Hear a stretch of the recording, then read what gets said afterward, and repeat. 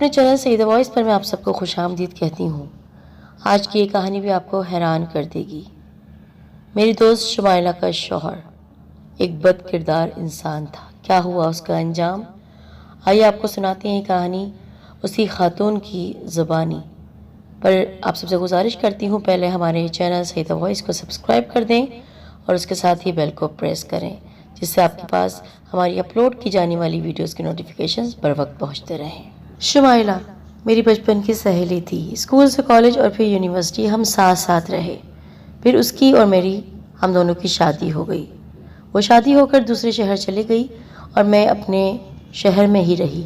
میرے شوہر کو دبئی میں جاب مل چکی تھی، لیکن ان کے کام کی نوعیت ایسی تھی کہ میں ان کے ساتھ نہیں رہ سکتی تھی، کیونکہ وہ کام کے سلسلے میں زیادہ تر مختلف شہروں اور ملکوں کے دورے پر رہتے تھے۔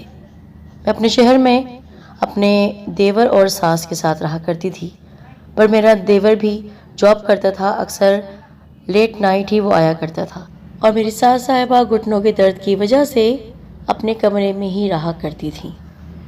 اس دوران میں شمائلہ کے حالات سے بالکل بے خبر تھی۔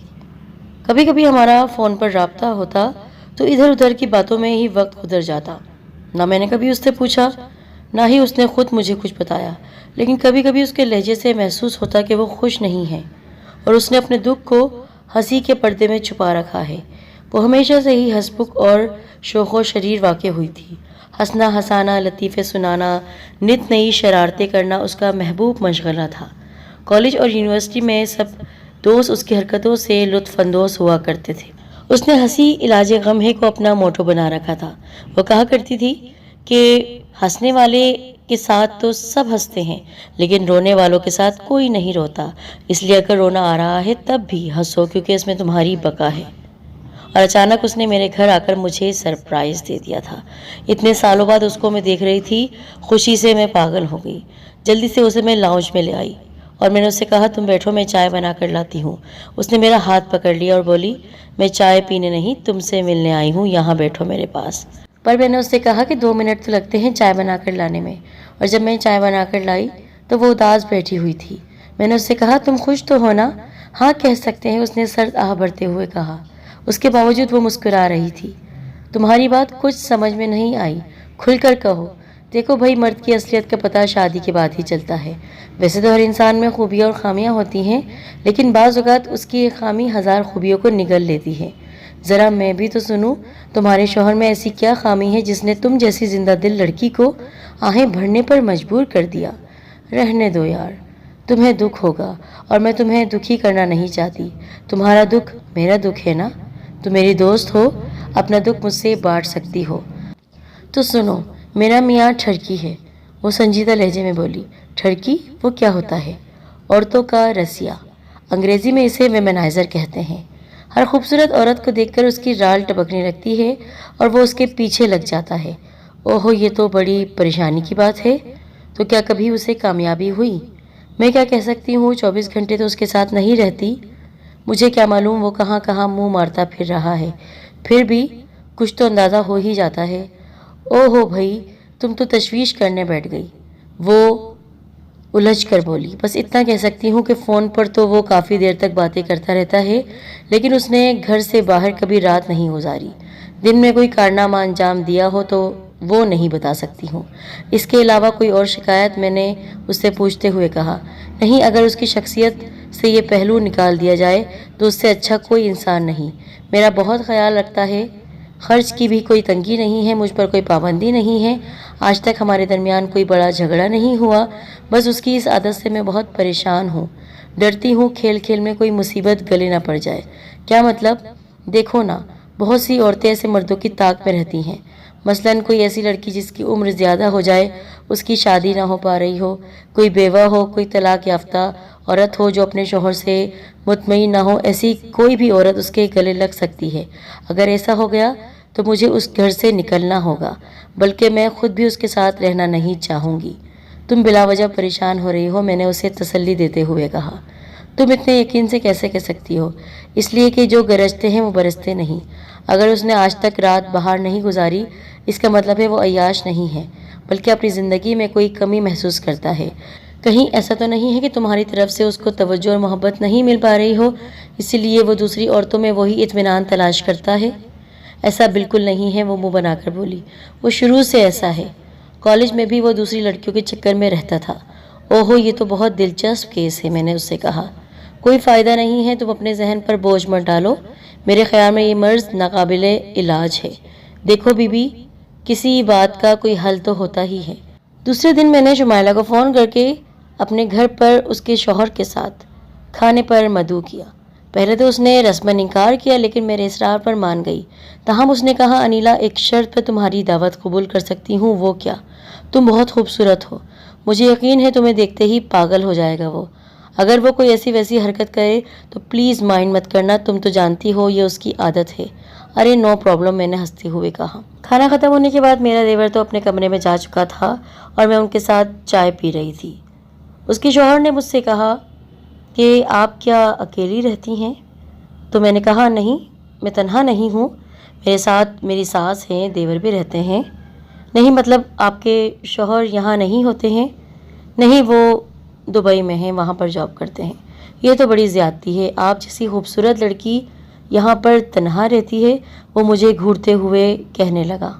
پھر اس نے بہانے سے اپنا والیٹ ہمارے گھر میں چھوڑ دیا، اور جب وہ جانے لگے تو شمائلہ باہر تھی، وہ میرے گھر میں آیا اور مجھ سے بتابی سے کہنے لگا، آپ بہت خوبصورت ہیں، اور ایسی خوبصورت عورت تنہا یوں نہیں رہ سکتی ہے، کیا میں آپ کی تنہائی دور کرنے آ سکتا ہوں؟ تو میں نے مسکراتے ہوئے کہا، بالکل آ سکتے ہیں، شمائلہ کے ساتھ چکر لگائیے گا پھر سے۔ شمائلہ؟ نہیں، شمائلہ کی بات تو رہنے دے، اس نے منہ بنا کر کہا، کیونکہ وہ تو کاموں میں مصروف رہتی ہے گھر کے، اور ویسے بھی وہ میرے ساتھ کہیں آتی جاتی نہیں ہے۔ لیکن کیا میں آ سکتا ہوں اگر آپ کی مرضی ہو تو؟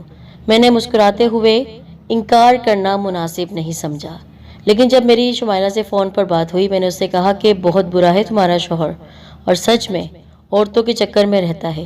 تو وہ ہنستے ہوئے کہنے لگی، میں نے تم سے پہلے ہی کہا تھا، لیکن تمہیں ہی جاسوسی کا شوق ہو رہا تھا، تم سمجھ رہی تھی کہ تم اسے قابو کر لو گی۔ وہ ایسا نہیں ہے، میں اس کی بیوی ہوں، اس کو جانتی ہوں۔ ہاں سچ میں میرا دل چاہ رہا تھا اس کا منہ نوچ لوں میں، اس کی آنکھیں مجھے بالکل برداشت نہیں ہوئی، لیکن ایک صورت ہے کہ تم اسے قابو کر سکتی ہو، میں نے اس سے کہا۔ تو وہ کہنے لگی، کیا؟ تم اس کے ساتھ کہیں نہ کہیں جایا کرو، یعنی تم اس کو دوسری عورتوں کی طرف جانے ہی نہیں دو۔ تم نہیں جانتی ہو یار، وہ ایسا نہیں ہے، میں نے سارے طریقے آزما لیے ہیں۔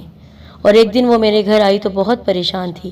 اس نے مجھے بتایا کہ ماجد کی بہرہروی دن رات بڑھتی جا رہی ہے، ان دنوں بھی وہ کسی عورت کے چکر میں ہے، ہر وقت اسی کے تصور میں گم رہتا ہے، اور بار بار اپنے موبائل پر کوئی نمبر ڈائل کرتا رہتا ہے۔ میں اسے کیا بتاتی، وہ نمبر میرا ہی ہے۔ پہلی بار جب اس نے مجھے فون کیا تھا تو میں نے اس کی آواز پہچان کر فون کاٹ دیا تھا۔ اس کے بعد وہ روزانہ شام میں مجھے فون کرتا تھا، اور چونکہ میرا نمبر ہر ایک کے پاس تھا تو میں اس کو تبدیل نہیں کروا سکتی تھی۔ میں نے شمائلہ کو تسلی دی اور کہا کہ اپنے شوہر سے دو ٹوک بات کرو، آخر یہ سلسلہ کب تک چلے گا؟ اسے کم از کم اپنی عمر اور مرتبے کا خیال ہونا چاہیے۔ وہ 18 گریڈ کا سرکاری آفیسر ہے، اب تو اس کے بال بھی سفید ہونے لگے ہیں۔ اس کی شادی کم عمری میں ہو جاتی تو اس کے بچے نوجوانی کی حدود میں قدم رکھ چکے ہوتے۔ ایسے شوہر کو عیاشی نہیں کرنا چاہیے۔ شمائلہ نے کہا کہ وہ اپنی حرکتیں نہیں بدل رہا ہے۔ میں نے شمائلہ سے کہا کہ وہ ماجد کو اس کے حال پر اب چھوڑ دے، اس کی عادت اتنی پکی ہو چکی ہے کہ وہ کسی کے کہنے سننے کا کوئی اثر اب اپنے اوپر طاری نہیں کرے گا، اس لیے وہ صبر کرے۔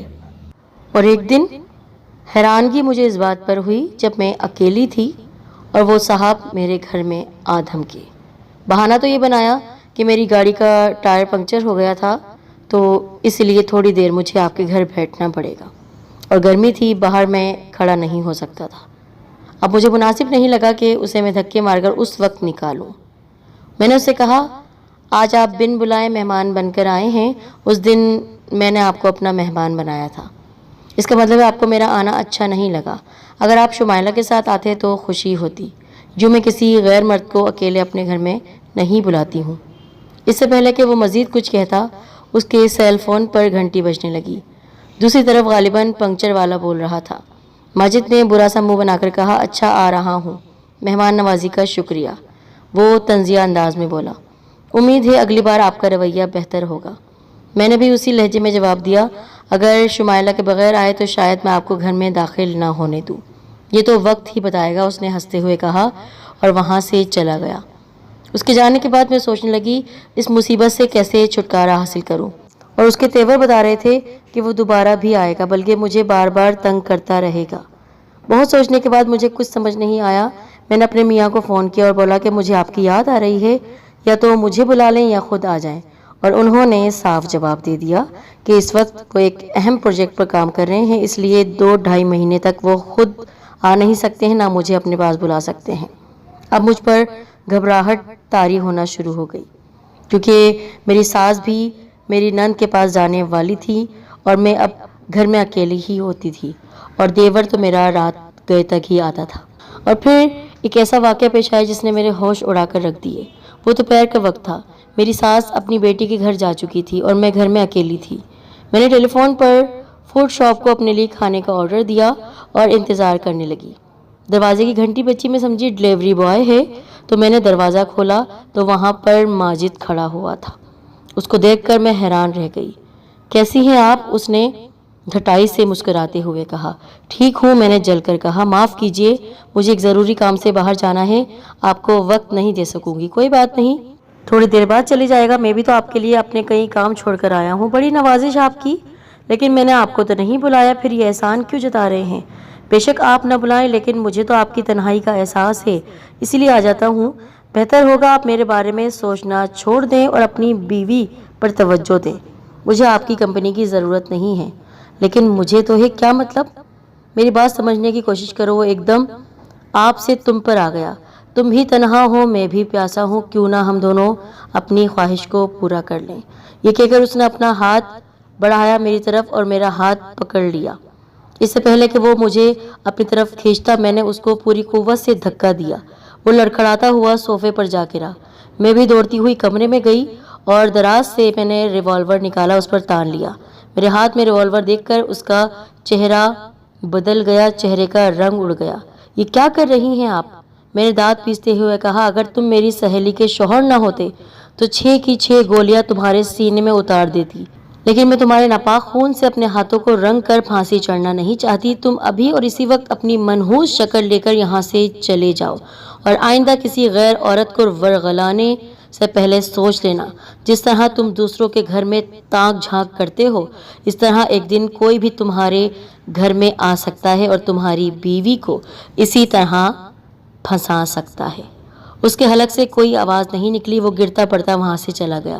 اس کے جانے کے بعد میں نے فون رکھ کے الیکٹریشین کو بلایا اور انٹرکام اور سیکیورٹی کیمرہ لگا دیا، تاکہ آئندہ میں بغیر کسی کو دیکھے ہوئے دروازہ نہ کھولوں۔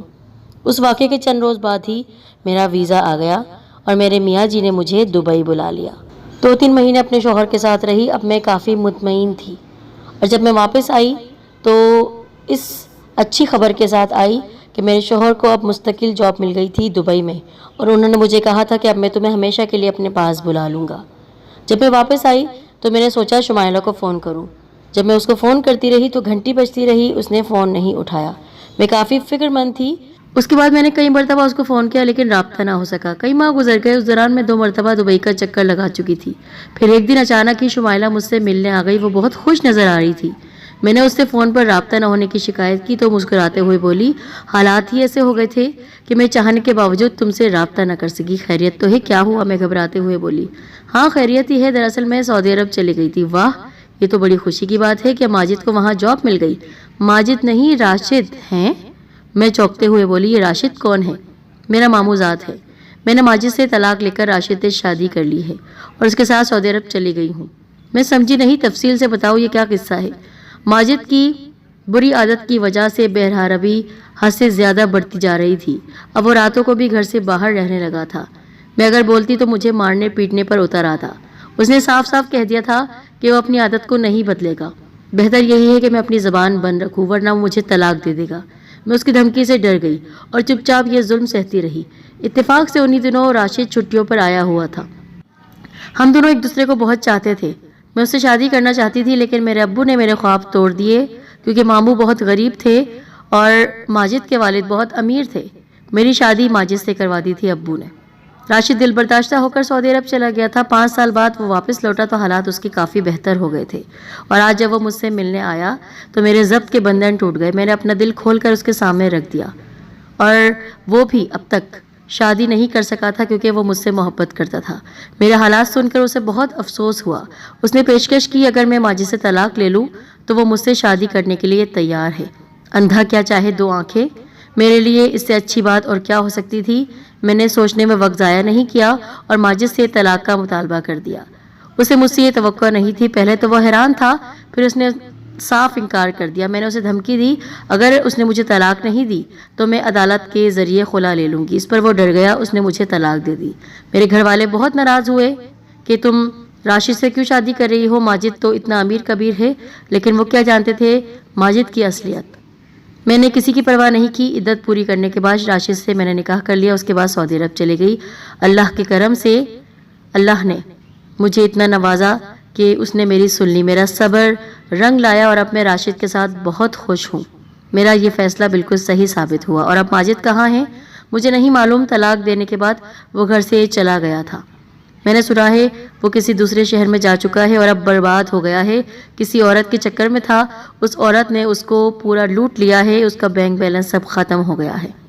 میں نے اسے نئی زندگی کی مبارکباد دی اور کہا کہ میری دوست، میری بات سچ ہو گئی، جو میرے منہ سے نکلی تھی بات، جو تمہارے شوہر کو کہی تھی کہ دوسروں کے گھر میں جھانک رہے ہو، تمہارے اپنے گھر میں بھی کوئی آئے گا، تمہاری بیوی کو چھین کر لے جائے گا، اور ایسا ہی ہوا۔